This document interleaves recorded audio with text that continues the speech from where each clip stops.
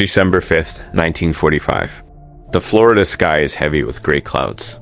The Atlantic Ocean stretches below like a dark mirror. 5 Navy aircraft climb into the air. 14 men are inside. They are trained. They are experienced. They are coming home.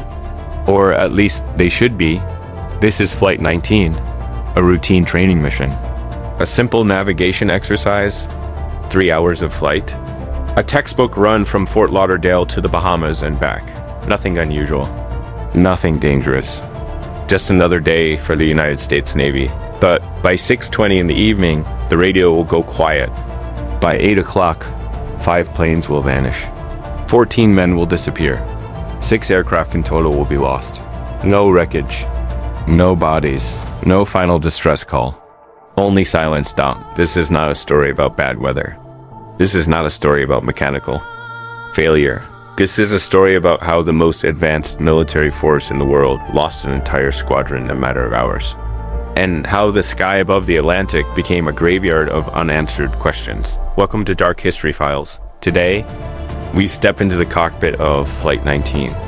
We walk the decks of Fort Lauderdale Naval Air Station. We listen to the static-filled radio transmissions that changed aviation history forever. This is the complete, unfiltered account of one of the greatest mysteries of the 20th century. The year is 1945. The Second World War is drawing to a close. Europe is rebuilding. Japan is on the brink of surrender. The United States Navy stands at the peak of its power. Aircraft carriers dominate the Pacific. Bombers level cities. Fighters patrol every coastline. The age of aerial warfare has arrived.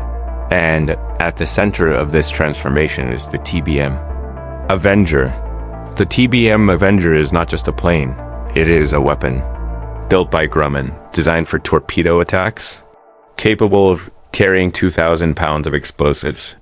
It has a wingspan of 54 feet, a top speed of 275 miles per hour, a range of over 1,000 miles. It is heavy. It is slow by fighter standards, but it is reliable. And it is deadly. Inside the cockpit sits the pilot. In the rear cabin, a radio man and a turret gunner. 3 men per aircraft. 5 aircraft. 15 crew positions, but on this day, 1 seat is empty. A last-minute substitution leaves only 14 men aboard Flight 19. Leading the formation is Lieutenant Charles Carroll. Taylor, 27 years old, a veteran of the Pacific Theater. He has flown combat missions over the Marshall Islands. He has survived Japanese anti-aircraft fire. He has logged over 2,500 flight hours. He's calm under pressure. He is respected by his peers. He's exactly the kind of officer the Navy trusts with new pilots. But trust does not guarantee survival. And on this afternoon, trust will be tested in ways no training manual could prepare for. The mission is simple. Take off from Fort Lauderdale. Fly southeast to Hen Scratch Shoals. Practice torpedo drops. Then turn north. Fly to Grand Bahama Island. Return along a strait heading back to base. Total flight time, 3 hours. Fuel capacity, 400. Gallons per aircraft, more than enough for the route. Weather forecast, partly cloudy. Winds from the southwest at 15 knots. Visibility, good. Sea state, moderate. Nothing out of the ordinary. At 2:10 in the afternoon, the engines roar to life. 5 TBM Avengers taxi to the runway. One by one, they lift off.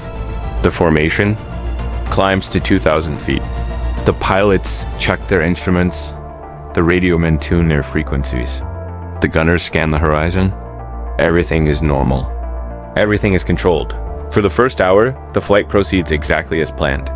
The radio crackles with routine check-ins. Taylor reports their position. The formation stays tight. The clouds part occasionally, revealing the turquoise waters. Below, the men inside are relaxed. They know this route. They have flown it before. They expect to be back before dinner. But the sky is a deceptive place. What looks clear from above can hide danger below. And what seems like a simple compass reading can become a trap. At 3:40 in the afternoon, the first sign of trouble appears. Taylor contacts the control tower. His voice is calm, but there is a subtle shift in tone. He reports that his compass is acting strangely. The needle is drifting. He cannot confirm his heading.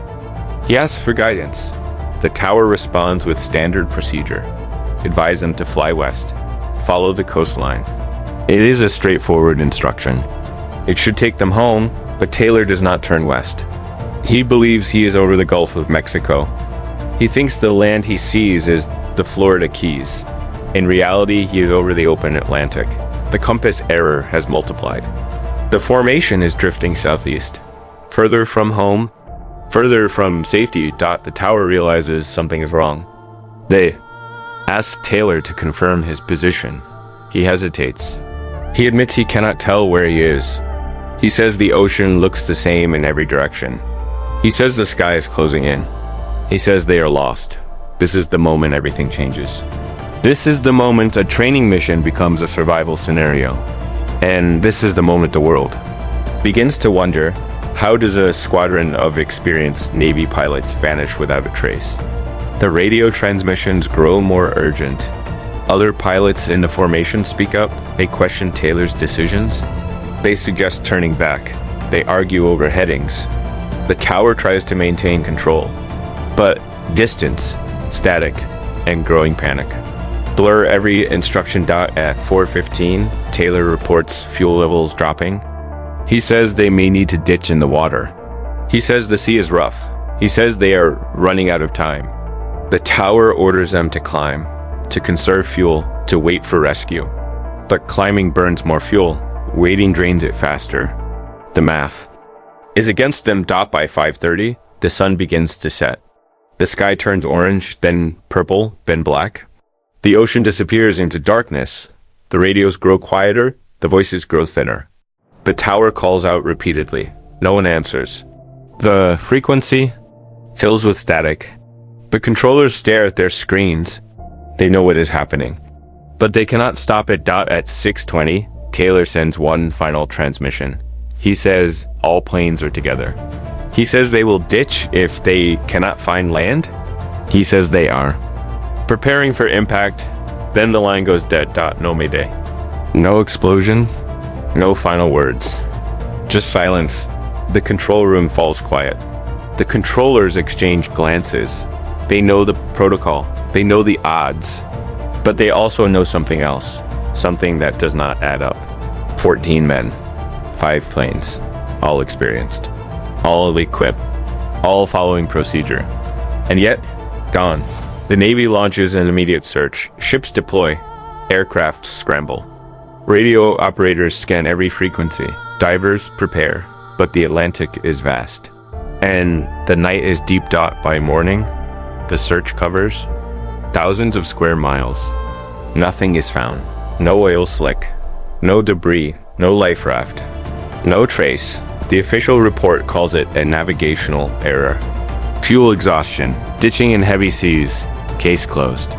But the families know better. The pilots' friends know better. The historians know better. Because something about this disappearance does not fit. Something lingers in the static. Something refuses to be explained. And that something would soon give birth to a legend. A legend that would stretch across decades. A legend that would turn a patch of ocean into a symbol of the unknown. But before we explore the theories, before we dive into the controversy, before we ask why this one flight became a myth, we must understand what really happened in those final hours. We must follow the coordinates. We must read the logs. We must listen to the voices that spoke into the void, because the truth is not always loud. Sometimes it is hidden in the silence. And the silence of Flight 19 is the loudest. Mystery in aviation history. The search begins at dawn. The sun rises over Fort Lauderdale. The water glows gold, but there is no celebration. There is only dread. The Navy knows what it is looking for. 5 TBM Avengers, 14 men. 6 aircraft total, if you count the rescue plane that will soon vanish as well. The first ships leave port. By 7 in the morning, destroyers, Coast Guard cutters, cargo vessels, they fan out across the Atlantic. Their radios are open. Their sonar is active. Their crews are tense. They scan the horizon. They drop sonobuoys. They listen for echoes. They find nothing. By noon, the search area expands. Aircraft join the effort. B.Y. Catalinas, Martin Mariners. They fly low. They photograph the water. They drop flares. They circle for hours. The pilots squint through binoculars. They look for oil. They look for wreckage. They look for anything. The ocean gives them nothing. At 2:45 in the afternoon, a Martin Mariner flying boat takes off from Banana River Naval Air Station. It carries 13 crew members. It is equipped with long-range radios. It is designed for search and rescue.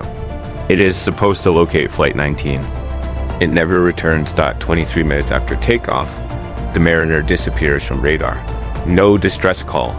No explosion reported. Just gone. Another aircraft. Another 13 men. Another mystery stacked on top of the first. The Navy now has 6 missing aircraft. 27 missing personnel. The largest peacetime loss in naval aviation history. And the search grows frantic. Over the next 5 days, the effort becomes unprecedented. Over 300 ships, 2,000 aircraft, thousands of sailors. They cover 240,000 square miles of ocean. They drag nets. They scan depths. They analyze currents. They interview witnesses. They review every radio log, every flight path, every weather report. The result is the same. Nothing. No metal, no fabric, no personal effects, no bodies. The ocean has swallowed them completely. As if they never existed, the official investigation begins immediately. A board of inquiry is formed. Officers review the evidence. They interview tower controllers. They analyze flight logs. They study compass deviations. They examine fuel consumption rates. They simulate the route. They run the numbers. Their conclusion is straightforward. Lieutenant Taylor experienced a compass malfunction. He misidentified his position. He led the formation southeast instead of northwest. The pilots ran low on fuel. They ditched in rough seas. The aircraft sank quickly. The rescue Mariner likely exploded due to fuel vapor ignition. Case closed. Accident. Tragic, but explainable. But not everyone accepts this. Pilots who flew with Taylor disagree. They say he was careful. They say he knew the area. They say he would not make such a basic error. Meteorologists question. Weather reports. They say storms were possible. They say microbursts could have formed. They say the sea state was worse than recorded. Engineers point to the Avenger's design. They say it was heavy. They say it sank fast. They say wreckage would not float long. Historians note the timing. They say the war was ending. They say records were rushed. They say corners were cut. And then there's the radio. The transmissions. The voices. Because when you listen closely, something strange emerges. Taylor does not sound panicked at first. He sounds confused. He says the compass is wrong. He says the land looks familiar, but wrong. He says the sky is closing in. He says, they're going in circles. These are not the words of a man who simply flew off course. These are the words of a man who knows he is trapped. And the other pilots, they argue, they question. They suggest turning back. This is not standard procedure. This is not how Navy formations operate. This is desperation. This is breakdown. This is the sound of men realizing they are not coming home. The Navy releases the report in 1946. It blames Taylor. It closes the case. It moves on. But the families do not. The pilots' communities do not. The public does not, because something feels off. Something feels unfinished. Something feels like a cover-up or a mistake or something else entirely. And then the stories begin. Fishermen report strange lights over the water. Sailors claim compasses spin wildly. Pilots say radios cut out without warning. Locals speak of fog that appears and vanishes in seconds. Divers find nothing. Scientists measure nothing. But the legends grow. By the 1950s, the term Bermuda Triangle enters public consciousness. Writers collect disappearances. They link Flight 19 to other cases. They map the coordinates. They draw a triangle. They call it the Devil's Triangle. They claim it swallows ships and planes. They claim time distorts. They claim magnetic anomalies exist. They claim something unnatural lies beneath the waves. The Navy denies it. Scientists dismiss it. Historians warn against myth-making, but the public believes, because Flight 19 is real. The planes are real. The men are real. The silence is real. And when reality leaves no answers, myth fills the void. But let us return to the facts.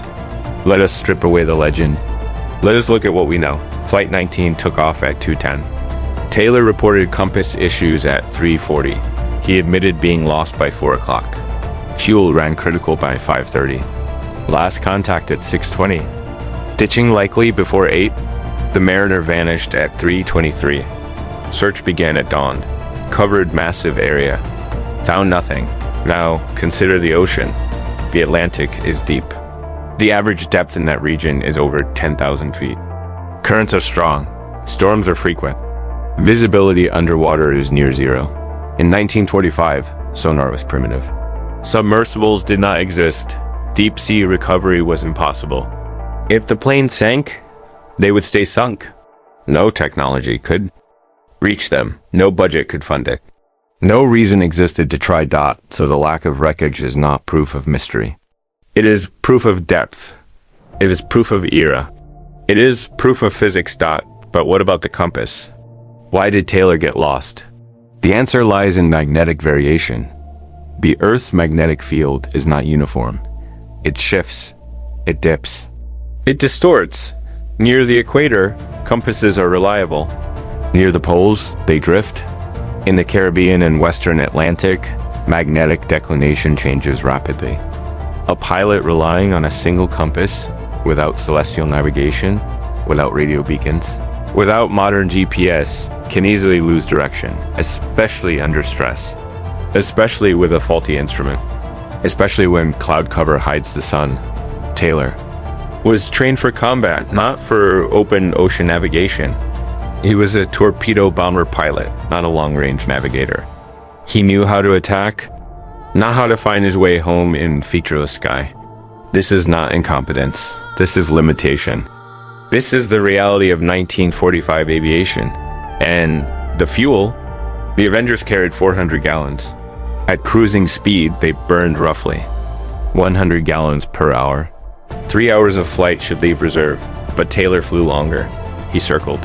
He climbed. He burned extra. He misjudged distance. He ran out. The math is clear. The physics are clear. The outcome is clear DOT. So why the myth? Why the legend? Why the decades of books, documentaries, and theories? Because humans crave pattern. We fear the unknown. We need stories to explain loss. When 14 men vanish, we cannot accept random chance. We need meaning. We need mystery. We need something bigger than a compass error and a fuel gauge. And so Flight 19 became more than a tragedy. It became a symbol, a warning, a question. Mark painted across the sky, but symbols do not bring back the dead, and mysteries do not honor the lost. What honors them is truth. What honors them is remembrance. What honors them is understanding that sometimes the sky is just sky, the ocean is just water, and men are just men. Flawed, human, mortal. The Navy never found them. The families never received closure. The pilots' names remain on memorials. Charles Taylor, Walter Parpart, Robert Germain, Joseph Bosey, Edward Powers, George Stivers, Robert Gallivan. The list goes on. 14 names, 14 lives, 14 stories that ended in silence. And yet, their story did not end. It echoed, it spread, it inspired, it warned, it taught.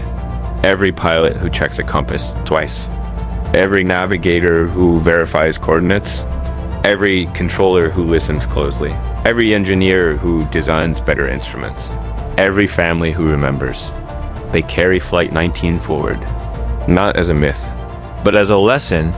The sky does not forget, the ocean does not forgive, but history remembers. And Dark History Files ensures that no story fades into static. The official report closed the case, but the public never closed its mind. Flight 19 became a cornerstone of modern mystery culture. Books were written, films were produced, podcasts were recorded, conferences were held. Researchers debated, scientists measured, historians archived, and through it all, one question remained: what really happened?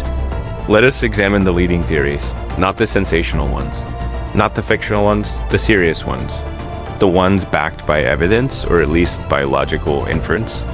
Theory 1. Navigational error compounded by equipment failure. This is the Navy's conclusion.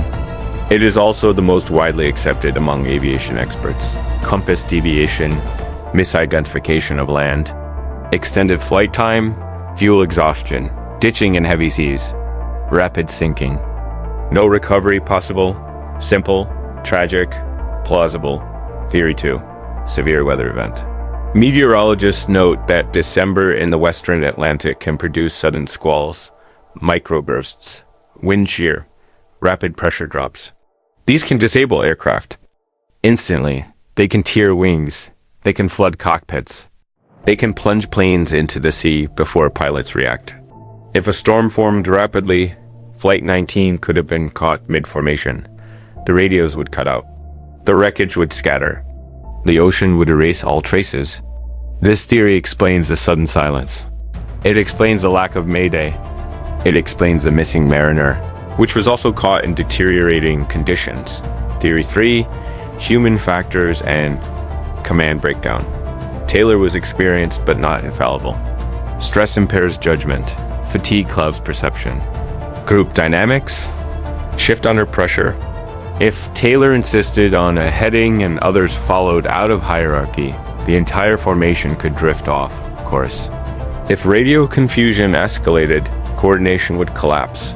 If fuel management was miscalculated, reserves would vanish. This theory does not blame Taylor. It explains how systems fail, how chains of command break, how good men make fatal choices under pressure. Theory 4. Magnetic anomaly or geophysical phenomenon. Some researchers point to the Earth's magnetic field variations in the region. Others cite underwater gas hydrates. Methane eruptions can reduce water density. They can cause ships to sink. They can disrupt instruments. But this theory lacks direct evidence. No seismic records. No gas plumes. No instrument logs showing sudden shifts. It remains speculative. Interesting, but unproven. Theory 5. Deliberate. Cover-up or classified operation. Conspiracy theorists claim the flight was testing secret technology, or that it encountered foreign vessels, or that it was shot down. But declassified Navy documents show no such activity. No experimental aircraft. No hostile contacts. No military exercises in the area. The paperwork is clear. The mission was routine. The loss was accidental. The cover-up theory collapses under archival weight dot. Theory 6. The Bermuda Triangle effect. The idea that a specific zone swallows aircraft and ships through unknown forces. This is the most popular theory. It is also the least scientific. Statistical. Analysis shows no higher disappearance rate in the triangle than in other heavily trafficked ocean zones.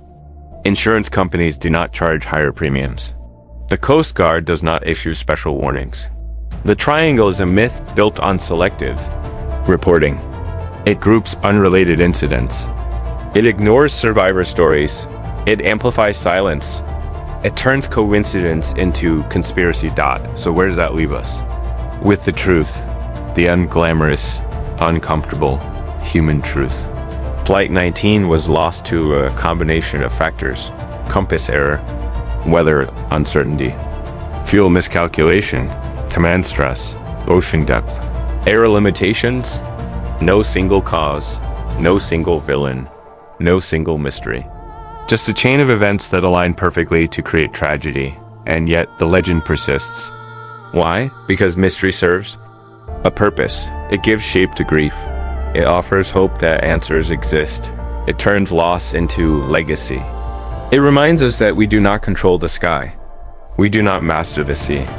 We are small. We are fragile. We are temporary. Flight 19 teaches us humility. It teaches us preparedness. It teaches us respect for nature. It teaches us the value of clear communication. It teaches us that even the best train can falter. It teaches us that technology has limits. It teaches us that history is not always clean. Sometimes it is messy. Sometimes it is silent. Sometimes it is unfinished. But unfinished does not mean unimportant. Unanswered does not mean forgotten. The names on the memorial matter. The families who waited matter. The pilots who flew matter. The controllers who listened matter. The searchers who scan matter. The historians who record matter. You, watching this, matter. Because remembrance is resistance against forgetting.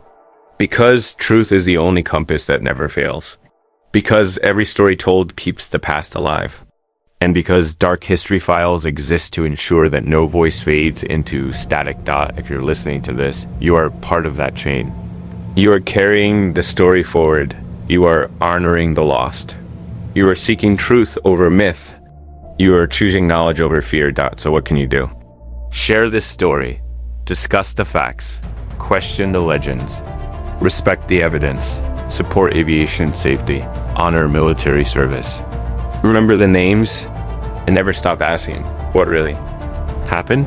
Because the sky remembers. The ocean holds secrets. But history belongs to those who seek it. This has been Dark History Files. I am your host. Thank you for watching.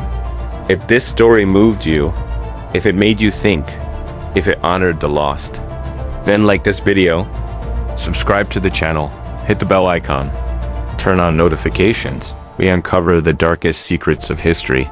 One story at a time, one truth at a time, one voice at a time. Flight 19 did not vanish into myth. It vanished into memory. And as long as we remember, they are not gone. They are flying. They are navigating. They are coming home. Until next time. Keep looking up. Keep digging deeper. Keep questioning everything. This is Dark History Files. Signing off.